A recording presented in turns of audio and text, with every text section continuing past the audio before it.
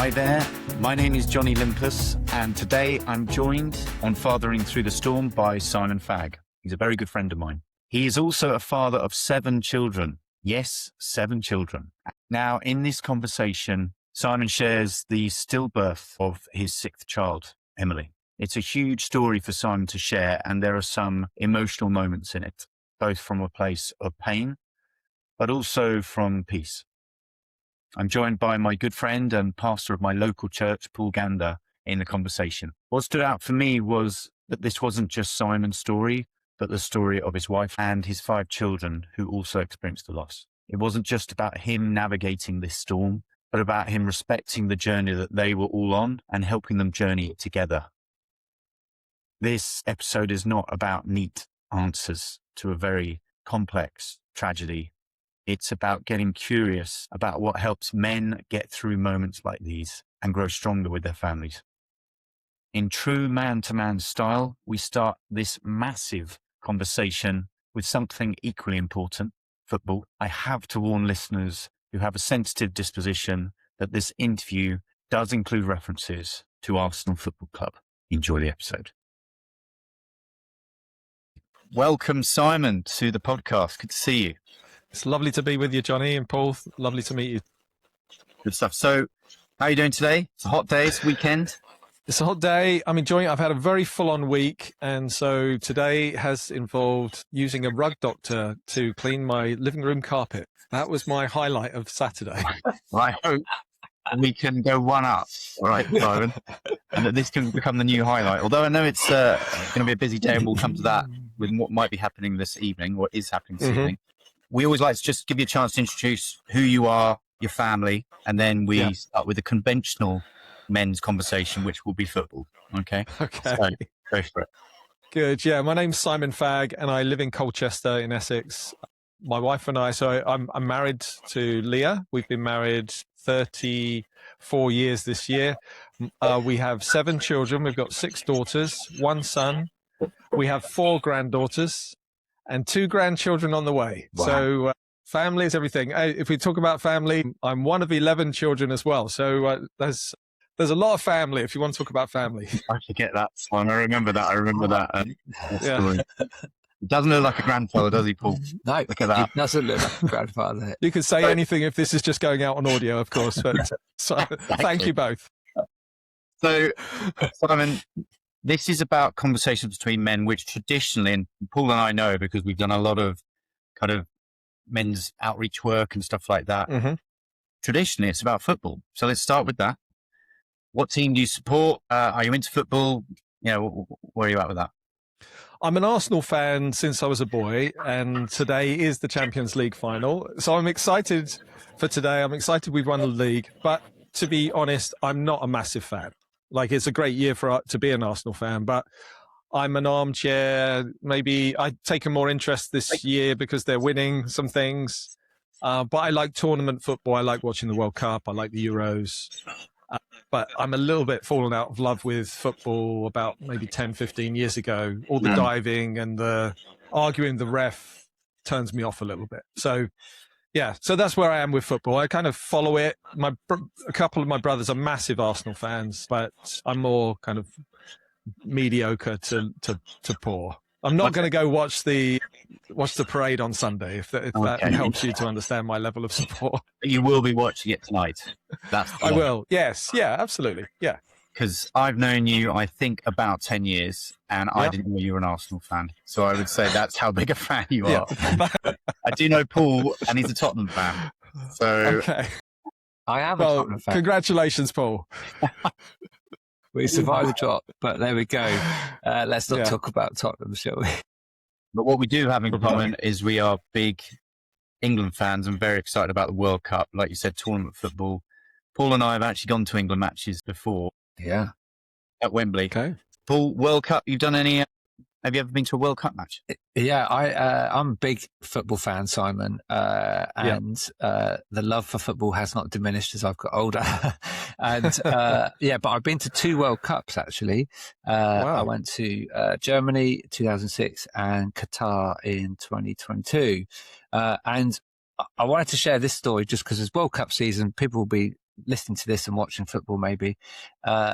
It was 2006, and I went to Nuremberg to watch England play Trinidad and Tobago, and we were standing in the festival there.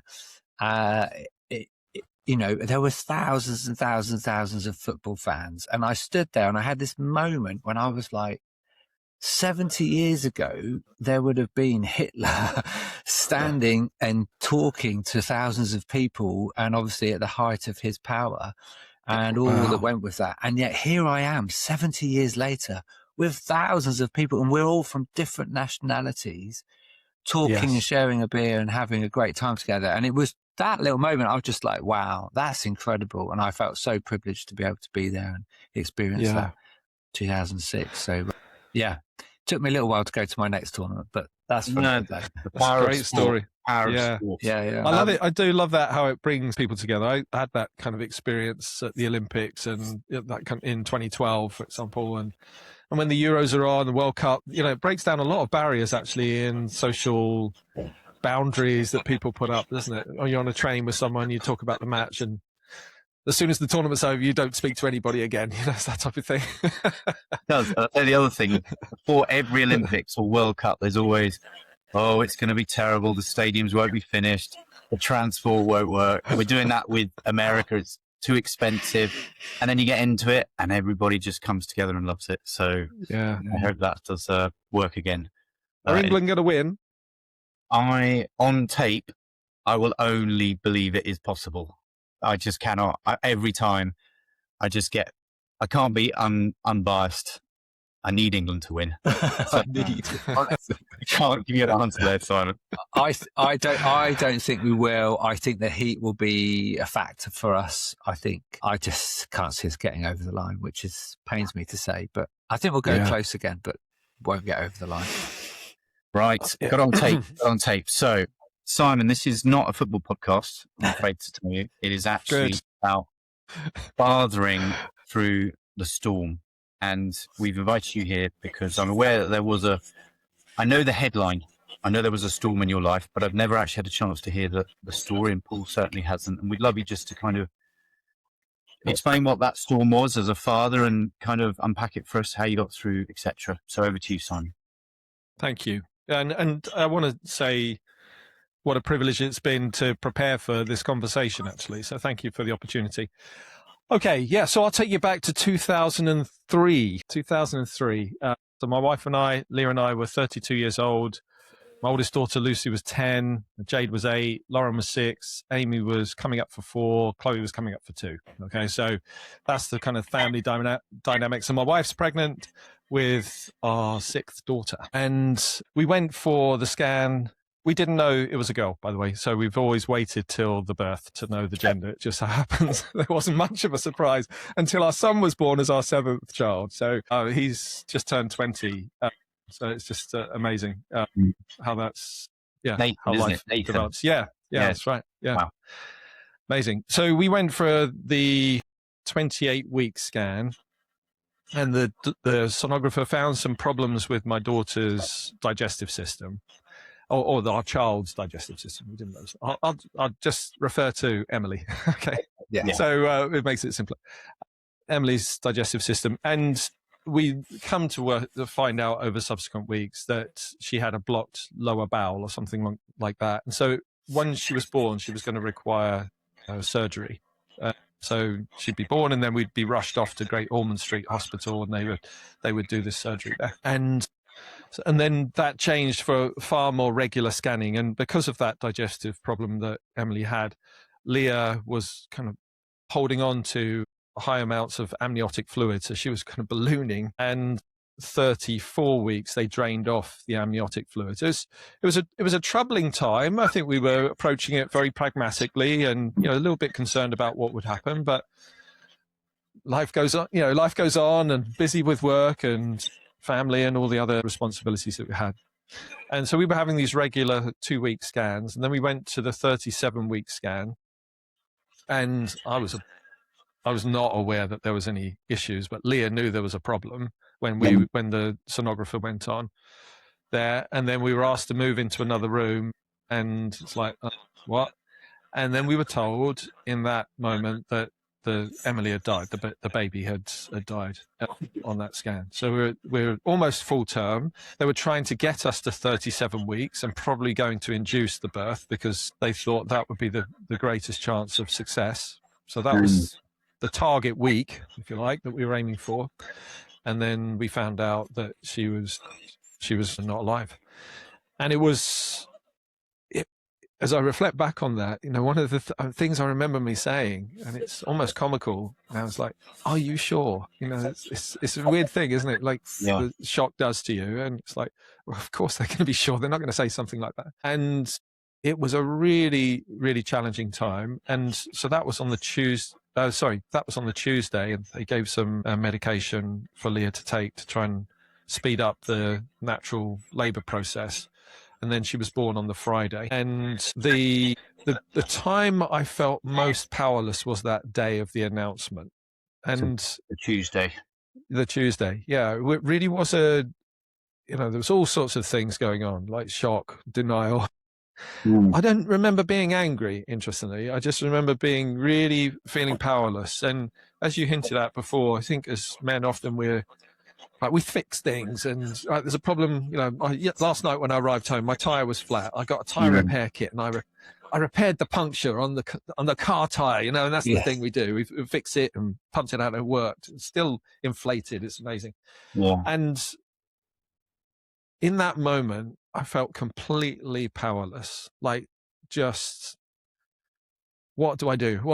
What can I do? Like, there must be something I could do. And then obviously, every thought process was going, there's nothing I can do. I was just like really at a low ebb. And we were really, obviously we were crying, we were upset. Leah's mum was looking after our children that day whilst we went to the scan. And so we come back to their house, my in-law's house.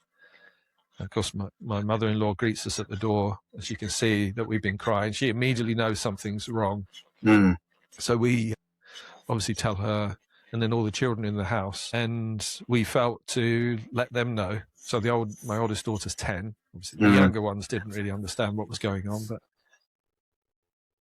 and how did that you? Was go on. Sorry.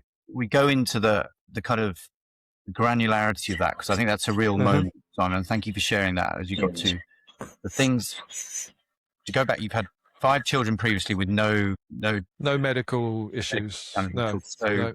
There's an element of shock, I'm assuming, because if you've had 5, you think, oh, everything will be fine. We always have. And then you get this news, you're processing it in real time. Leah's there with you. You're going through your own thing.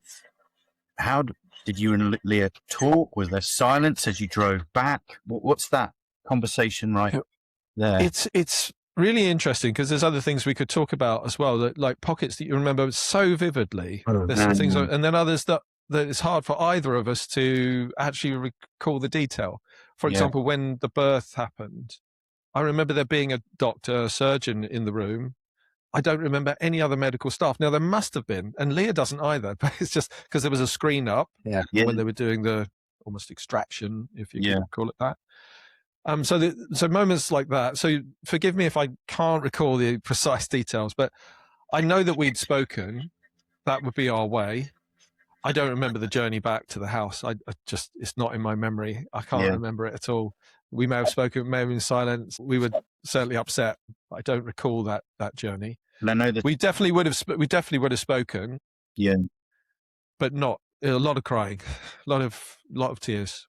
And you and Leah would have had not that long to decide we're going to tell the children. That was something you spoke about, and then I think it was. I don't think it was just something we rushed into. I think it was like, shall we tell the kids? And I think because I know that when Emily was born, we had the option of bringing the children into the hospital to see her and to hold her, and we decided to do that. Well, we asked them if the older children, if they wanted to see her, and they said they did, and so we went in as a family. That was very precious. So I am pretty sure we would have had that conversation around, do we tell the children today? And I think we agreed we would. I guess what I'm leading to is probably the most precious event of this whole experience, even after the funeral, was that afternoon. So we got to my in-laws' house. We told Pam, my mother-in-law, and then we told the children. And then I had this inclination that we should pray. So faith has been a very important part of my life since I was a child. And I think it was that powerlessness that I mentioned a moment ago. It's just like, I've got nothing. Yeah. Like, there's nothing here. And thank you. Sam. That moment of prayer, you had an inclination to pray. Can you remember what were you praying for then? That's a conversation with God right there. Mm-hmm. Yeah. So I was the voice, if you like. We all knelt down together in a circle, and I remember that. And obviously, there's still quite a lot of emotion in the room. Yeah. And I just prayed for help. I prayed for comfort. I prayed for strength for all of us, and that we'd be able to, be close as a family through this difficult time. And what was, I think, as I recall it now, you can hear some of the emotion in my voice here, that it was the reason why that was so special is in that moment, peace. So you talk about the storm and fathering the storm. Here we are. This is like full Gale Force 9 kind of moment for us. And then the waters are calmed. It's just a really peaceful time. It was a beautiful moment, as my wife and I were talking about it today. Yeah. It was like, so you got this real contrast of this pain and anguish. Still that didn't disappear, but also experiencing peace in that moment. Wasn't angry. Neither of us are angry at God. And that is a way that people go down, and I appreciate that. I'm not saying we're any better or anything, but didn't feel any anger. Just felt I can describe it as just the arms of the Lord, if you like, around our family, our little family, or our large family. And just, it's going to be okay. It's going to I'm with you. And that was a really special experience. And so I'm really pleased, because it would have been really easy. Look, let's just go home. Let's go. But just felt the impression to turn to God more deeply than I had been. Yeah. And that was a really powerful moment for us as a family. Two words stand out to me. I'll hand over to you in a moment, Paul, to any reflections from you, but the word beautiful. Obviously peace, but beautiful. And also the phrase, all of us. You had to pray, you had to be there for your whole family. At the time was probably quite a personal loss for you as well. You were trying to process the shock, all of that. Mm-hmm. And yet, all of us, there's a real beauty to that.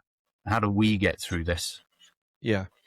Because it wasn't just you getting through it alone. How do we get through it together? And you did that together.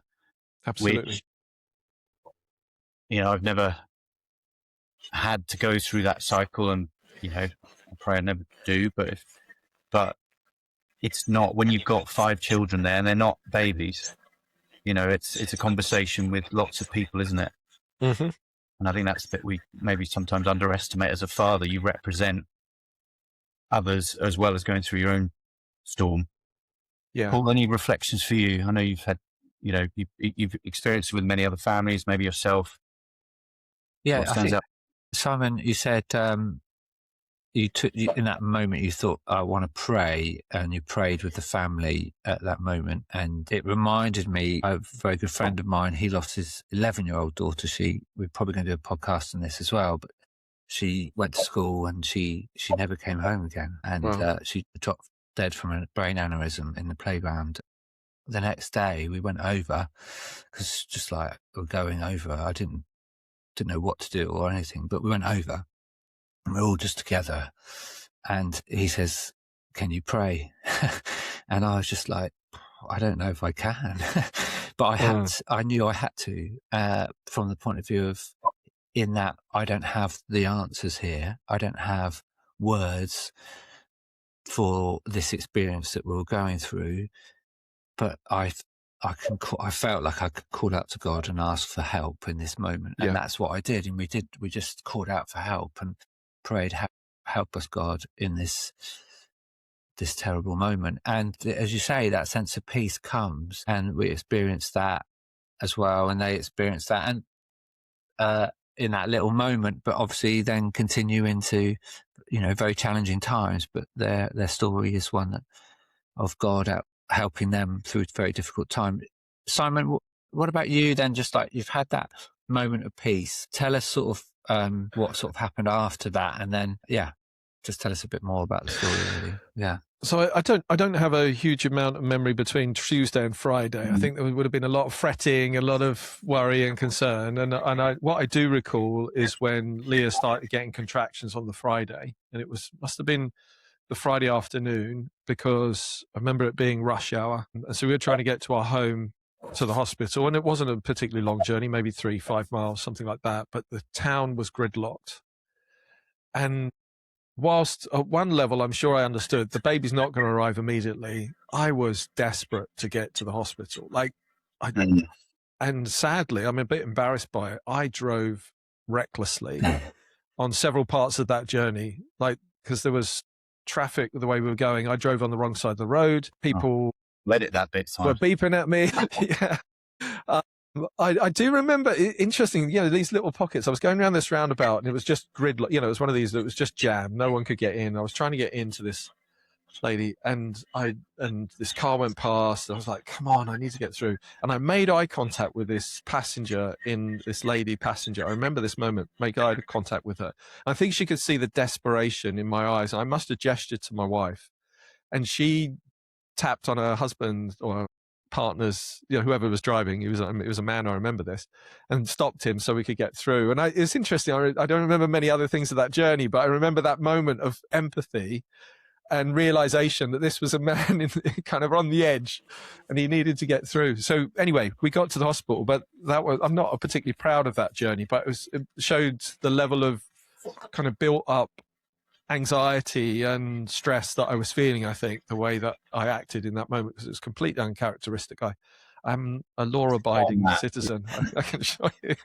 And we went into the hospital staff were fantastic. I mean, they were very sensitive and everything. Leah had an epidural to ease the discomfort for her, and we were in this waiting area before we went into the delivery suite. It was more a surgery room rather than a delivery suite. And I remember another kind of dark moment for me was during I don't know, call it labor, but kind of extraction. That sounds too mechanical, but anyway, during the labor, it was a very physical thing for the doctor to have to remove Emily from Leah. And whilst there was a screen up, that was a dark moment for me. Yeah, I'm sure. And that was, Leah obviously had pain relief, but it's just this discomfort we were going through was quite tricky. So that was hard. And then they looked after us really well after the surgery or whatever. And then the next thing was, then I mentioned earlier, deciding to bring the girls, or talking with them about bringing the girls in to see Emily. And actually before that, even when she'd been delivered, we had a choice whether we wanted to hold her and that. And we didn't do that immediately. We just needed some time together. Just to, take a breath. Yeah. Just be together. Leah was still obviously had the epidural that she needed to be in hospital for a little, a few hours anyway. So there wasn't any rush for us to leave, and we didn't feel that at all. But we then decided, right, now we're ready. And so that was a very emotional moment to see her for the first time and hold her for the first time. And then when we went home, then obviously bringing the girls back in to see her, and they'd put a nice shawl and a little hat on her and stuff. And so that was a precious time for the older girls, just to have that physical contact. Yeah. And for others, that might sound a bit morbid, but it was a very important thing for us to just connect. They've had this best part of 9 months preparing for her to arrive in our family. Yep. And then it was really important that the girls were part of that grieving process, as well as if it had been a celebration of her birth, they would have been there. It was also important that they were there for go through the loss together. And so, that was an important thing for us as well. And then one last kind of darker moment in that for me was, of course, I've got this large extended family. I'm one of 11 kids. Leah is one of 8. And of course, you've got aunts and uncles that are all anticipating what would have been a special birth because they knew that she had medical challenges. But they've got to go through their own grieving as well. Yeah. And of course, having my parents come to the hospital was fine. And then there was kind of a first, group of siblings. But then after a while, it was just like others wanted to come. And it was totally appropriate for them to ask. So there's no ill feeling. But I remember in the moment feeling quite irritated and it's like, got to the point, I can't go back again. I can't, obviously I needed to be there as a parent, but it was just like, I can't almost like, can't you see what you're doing to me? Yeah. Having us go to the hospital again. It was like, this might be the 4th or the 5th time now that I'm having to visit. And you can tell the health professionals are getting a little bit antsy because the body's starting to deteriorate and these type of things. And so you couldn't see that visibly, but they were concerned that we couldn't keep this going. And so we just had to do a cut-off at some point. It's just like, no more. Yeah. But I do remember in my own self feeling, and it wasn't anybody particular, but it was just more, I can remember that feeling of being a bit irritated and upset that they couldn't understand this might be hard for us to do. And thanks for sharing that. People don't normally talk about is that, actually there was that emotion in there and all this mess, also that frustration, fatigue, irritation as well. Yeah. I want to and thank you, Simon, for taking us through clearly what is a very precious space for your family. And again, we can, there's extreme pain in there, but also extreme beauty. And it's very, very special. I know how important your family are and how close you are. Emily, who you talk about, who in a way still lives through those memories and the way you talk about her so often. I may say this badly, but what is the gift or the lesson that you think Emily has taught your family through her life, what do you think she's left you through that experience? I do feel that it's strengthened us massively, actually. And it's one of those inflection points in our family's life that has been really significant and a very bonding point. I mean, I do feel family is ordained of God, and I do feel that the Lord has blessed each of our children with a greater sense of the importance of family as a consequence of this. And there have been moments as well of,